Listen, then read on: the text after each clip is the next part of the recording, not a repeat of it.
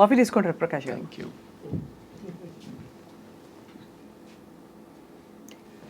Okay, thank you. So coffee tea తాగుతుంటారా రోజంతా? తాగచ్చా డాక్టర్ గారు? కాఫీ యాక్చువల్లీ మా వైఫ్ అలవాటు చేశారండి. ఇదివరకు నాకు లేదు.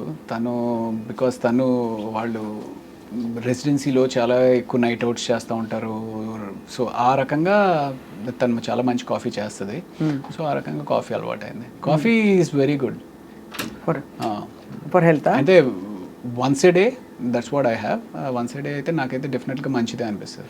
నేను వన్స్ డే తాగుతానండి, కానీ ఎప్పుడు తాగినా ఇప్పుడే రోజు ప్రారంభం అనుకుంటా. ఓ cheers. Cheers. So I mean, I particularly believe that anything and everything has to be in balance. Ante. You know, let that be coffee, let that be money, let that be love, let that be alcohol. Anything has to have a balance. మనీకి balance ఏంటి అంటే ఎంత అవసరం అంత సంపాదించాలి, అది తప్పదు. అంతే కదా? అంతే. ఎక్కువ అని మనీయే ఒక ఇదిగా చావాలి అట్లా ఉండకూడదు అంటారు. అదేనా? అంతే అంతే. బట్ ఫర్ దట్ మ్యాటర్ మానిటరీగా, ఫైనాన్షియల్గా and even otherwise are you feeling that you have achieved and you feel fulfilled? మానిటరీగా అయితే డెఫినెట్లీ ఇంకా లేదు అని అనిపిస్తుంది మనసుకి. ఇంకా చేయాలి, ఇంకా సంపాదించుకోవాలి, ఇంకా ఫైనాన్షియల్గా బెటర్ అవ్వాలి అనేది అనిపిస్తుంది. గట్టి రోల్ ఏది పడింది రవి గారు మీకు that brought you lot of satisfaction? నాకు ఫస్ట్ ఇచ్చింది వేదం అని చెప్పి. వేదంలో, అవును, క్రిష్ గారు. అందులో కూడా మీరు ఇన్వెస్టిగేటింగ్ ఆఫీసర్ కదా? నేను ఒక హిందూ ఫేవరెటిజం ఉన్న పోలీస్ వ్యక్తి. దానిలో ట్రాన్స్ఫర్మేషన్ బాగుంటుంది. సో నాకు అది బాగా నచ్చింది. అండ్ నేను యాక్ట్ చేసింది మనోజ్ బాజ్పేయి తోటి. మనోజ్ బాజ్పేయి గారిని బ్యాలెన్స్ చేయగలను అనే ఒక నమ్మకం క్రిష్ డైరెక్టర్ దగ్గర ఉండడం అనేది ఐఎమ్ లక్కీ. అంటే నేను అప్పుడు ఆయనతో యాక్ట్ చేసినప్పుడు ఆయన ఎంత గొప్ప సత్యాలు యాక్ట్ చేశారు మనం ఏదో చూసాం కానీ, బట్ అంత గొప్ప నటుడు అనేది నాకు తెలీదు, అంత ఫీల్ అవ్వను కూడా అవ్వలేదు. మన అడ్వాంటేజ్ ఏంటి అంటే తెలుగు. నాకు తెలుగు వచ్చి ఆయనకి రాదు. So probably I could balance with ఆయన్ని మ్యాచ్ చేయడానికి అది హెల్ప్ అయినట్టుంది. అండ్ అదొక సినిమా. తర్వాత చదరంగం అని చెప్పి Z5లో ఒక వెబ్ సిరీస్ చేశాను. అప్పటికి ఇంకా ఓటీటీస్ అంత పాపులర్ కాలేదు. సో దిస్ వాజ్ ఇన్ 2019 అనమాట. అది చేసాను. అందులో కూడా ఒక త్రూ అవుట్ క్యారెక్టర్ బాగుంటుంది చాలా. That gave me lot of satisfaction. So అది కాకుండా కొండపొలం అని చెప్పి ఆ సినిమా సరిగ్గా ఆడలేదు కానీ కొండపొలంలో ఆ సీన్ ఏదైతే టెలిఫోన్ కాన్వర్సేషన్ ఉండి, సో నాకు క్రిష్ గారు ఆ బుక్ ఇచ్చారనమాట. ఆ బుక్ ఇచ్చి చదవమన్నప్పుడు 200 పేజీలు చదివిన తర్వాత కూడా నా క్యారెక్టర్ కనపట్లేదు. ఏంటి మధ్యలో కాఫీ తాగు అనే టైప్లో ఒక డైలాగు, లేకపోతే నేను వెళ్తున్నాను అనే టైప్లో ఒక డైలాగు. ఆ క్యారెక్టర్ పేరు అంకయ్య. ఏంటి 200 పేజీలు అయింది, బుక్ ఇచ్చి చదవమన్నారు అంటే క్యారెక్టర్ ఏదో ఉంటుంది అనుకున్నాను. Then that scene came. ఆ సీన్ వచ్చినప్పుడు ఓహో ఈ బాల్ నాదనమాట, ఇందులో 6 కొట్టాలి అని చెప్పి I felt very happy doing that. అలాంటివి ఒక 4 గట్టిగా పడ్డాయంటే మీకు ఒక నెక్స్ట్ రేంజ్కి వెళ్ళిపోతారు. రేంజ్ అవసరం లేదండి, సాటిస్ఫాక్షన్. అమ్మా ఇన్ని సంవత్సరాలు సాక్రిఫైస్ చేసినందుకు మనం యూనో మంచి పని చేసాము, మంచి సినిమాలు చేసాము అనే సాటిస్ఫాక్షన్ ఉంటుంది. రేంజ్ అంతే. సో మీరు పెద్దవాళ్ళు పెట్టిన పేరు రవి. కరెక్ట్. తర్వాత తప్పుగా అచ్చు తప్పులో రవికాంత్ అయ్యారు.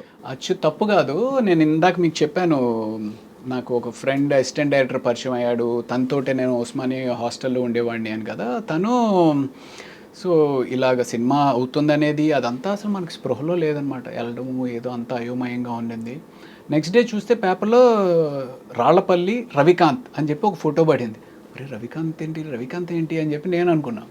సరే వెళ్ళి ఏంటి సార్ రవికాంత్ అని పెట్టేశారు ఏంటండి అని అడిగితే, అవును నీ పేరు రవికాంతే అంట కదా, శ్రీను చెప్పాడు అంటే, శ్రీను వెళ్ళి అడిగా, రజనీకాంత్, శ్రీకాంత్, విజయకాంత్ లాగా రవికాంత్, నువ్వు కూడా పెద్ద హీరో అయిపోతావు, రవికాంత్ బాగుంది అని చెప్పి తను పెట్టేశాడు అనమాట. సో ఆ రకంగా రవికాంత్ అన్న. నాకేమో ఆ కాంత్ అనే సౌండ్ ఏంటో నాకు చాలా సెట్ అవ్వట్లేదు. సెట్ అవ్వకపోయేటప్పటికి అండ్ అప్పటికే టర్బులెన్స్, సినిమా ఫ్లాప్ అయింది, అటు మెడిసిన్కి వెళ్ళాలో తెలియదు, ఇండస్ట్రీలో కంటిన్యూ అవ్వాలో తెలియదు, ఏం చేయాలో తెలియదు, ఇంట్లో ఏమంటారో తెలియదు. ఆ టర్బులెన్స్లో ప్రతి ఒక్కడు ఆ గుడికి వెళ్ళి మొక్కుకో, ఇతన్ని వెళ్ళి కలు, అతనికి వెళ్ళి జాతకం చూపించు, ఇలా ఇలా ఇలా ఇలా న్యూమరాలజీలో ఒకసారి వెళ్ళి కన్సల్ట్ చేయి, పేరు మారిస్తే ఏమైనా వచ్చి మారుతుందేమో ఇది అదేం చెప్పి వెళ్ళి కన్సల్ట్ చేశాను న్యూమరాలజీని. కన్సల్ట్ చేస్తే ఆయన ఇంకోటి ఏదో చెప్పాడు. అలా ఒక 2-3 పేర్లు పెట్టుకుని అలా ప్రయత్నాలు కొనసాగించి ఒకటి నిశాంత్ అని చెప్పి ఒకటి ధీరజ్ అని చెప్పి ఏదేదో చెప్తా ఉన్నారు. అలాగ కొంత ట్రావెల్ జరిగింది. ఫైనల్గా నాకు ఇవన్నీ కాదండి, రవి ఉంది కదా, కాంతి తీసేసి ప్రకాష్ ఏదో బాగుంటుంది, రవి ప్రకాష్ అని చెప్పి నేనే పెట్టేసుకుని నేనే కంటిన్యూ అయిపోయాను. అది ఘర్షణతోటి రవి ప్రకాష్ కింద అయ్యారు. ఆ తర్వాత మీరు అలాగే రికగ్నిషన్ వచ్చేసింది మీకు. రైట్. కరెక్ట్. మహేష్ బాబు గారితో మీ ఇంటరాక్షన్ అండి డ్యూరింగ్ అతడు కదా, అతడుకి ఆ టైంకే ఆయన he's a born star, he's a born superstar actually. So ఆ డిస్టెన్స్ అయితే ఉండేది, ఓ ఆయన మహేష్ బాబు సూపర్ స్టార్ అనేది ఇది ఉండేది. బట్ కలిసి మాట్లాడుతూ ఉండేవారు, అడిగేవారు ఓకే ఇది అదే.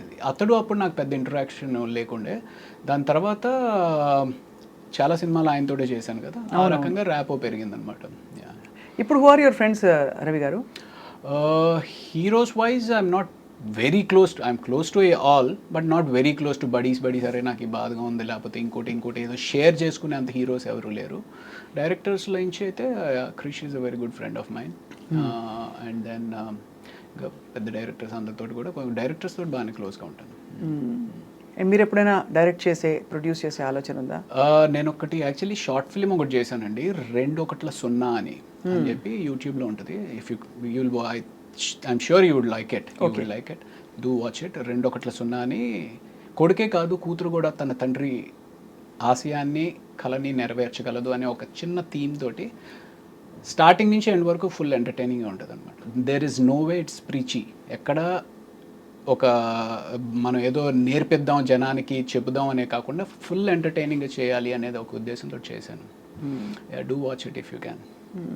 సో ఇంకా అది కాకుండా కూడా లాస్ట్ 2 years నుంచి మీరు ఇందాక అడిగారు కదా ఇంకేంటి if you are not shooting what do you do అని. సో లాస్ట్ 2 years నుంచి చాలా టైం స్క్రీన్ ప్లే మీద, I mean what is story అనే దాని మీద టైం ఇన్వెస్ట్ చేసి I'm been doing a lot of homework on that. Oh wow. So అయితే would you say, I mean looking at you it feels like అనిపిస్తుంది అనమాట, మనం ఇష్టం వచ్చినట్టు మనం జీవితాన్ని బ్రతకగలగాలి, ప్రెషర్ లేకుండా ఇదే చెయ్యి అది చెయ్యొద్దని. That's freedom.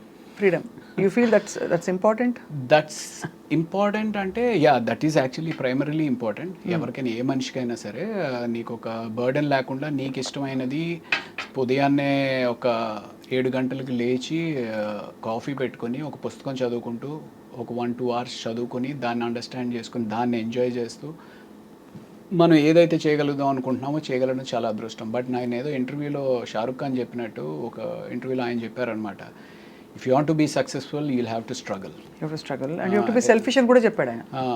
You have to be selfish అని కూడా చెప్పారు. సో యూనో ఆయనకి అలాగా నిజంగానే సక్సెస్ఫుల్ అవ్వాలి అనుకుంటే you will not have this. Struggle అంటే ఏమిటి, ఏం చేయాలి చెప్పండి? ఇప్పుడు పొద్దున్నే మీరు వేస్తారు, మీకు ఇంకా సక్సెస్ఫుల్ ఏం చేస్తారు చెప్పండి? ఏముందంటే ఇప్పుడు ఓకే నెక్స్ట్ ఏదో ప్రాజెక్ట్ చేయాలి, ఆ ప్రాజెక్ట్ని లైనప్ చేయాలి, ఆ ప్రాజెక్ట్ని లైనప్ చేయాలంటే ఎవరెవరు మనకు కావాలి, టీంని తయారు చేసుకోవాలి, ఆ టీంలో మనకి ఎంతమంది ఉపయోగపడతారు, ఆ టీంలో ఎవరు నీకు అగేన్స్ట్గా పనిచేస్తున్నారు, వాళ్ళని ఎలా హ్యాండిల్ చేయాలి, ఆ ప్రాజెక్ట్ కోసం డబ్బు ఎక్కడి నుంచి తీసుకొచ్చిన తర్వాత ప్రాజెక్ట్ ఎలా కంప్లీట్ చేస్తావు, ఇవన్నీ వర్కౌట్ చేసుకుని నిజంగానే స్ట్రగుల్ అవ్వచ్చు. కాకపోతే మనకి ఎక్కడో అంటే ఇప్పుడు సో నాకు చాలామంది అడుగుతారు యూజువల్లీ, ఏరా నువ్వు చూడడానికి బాగానే ఉంటావు, యాక్టింగ్ కూడా పర్వాలేదు బాగానే చేస్తావు కదా, ఏదైనా నీకు నువ్వేసి డబ్బులు పెట్టుకుని లేకపోతే ఎవరైనా ఇన్వెస్టర్స్ని పట్టుకుని సినిమా ఏదైనా ప్లాన్ చేసుకోవచ్చు కదా అని. You need to have that, ఆ ధైర్యం. ఏమో మొన్నే నమ్మి ఎవరో ఒకళ్ళు డబ్బు పెట్టారంటే రేపు అదేమన్నా వర్కౌట్ అవ్వకపోతే సినిమా ఈజ్ సో వాలటైల్. అవును. సో ఆ ధైర్యం ఉండాలి, ఆ నమ్మకం ఉండాలి. అదే సో అంటే అది ఏంటి అంటే ఒక ఇనిషియల్గా నీకు కొంత బేస్ ఫామ్ అయినప్పుడు సరే ఆ బెట్ చేద్దాము, ఆ గ్యాంబుల్ చేద్దాము అని తీయచ్చు.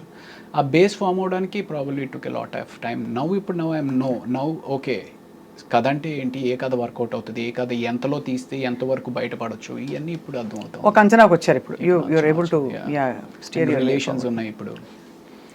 సో ఇప్పుడు మరి నెక్స్ట్ ప్రాజెక్ట్స్ ఏంటి రవి ప్రకాష్ గారు మీవి?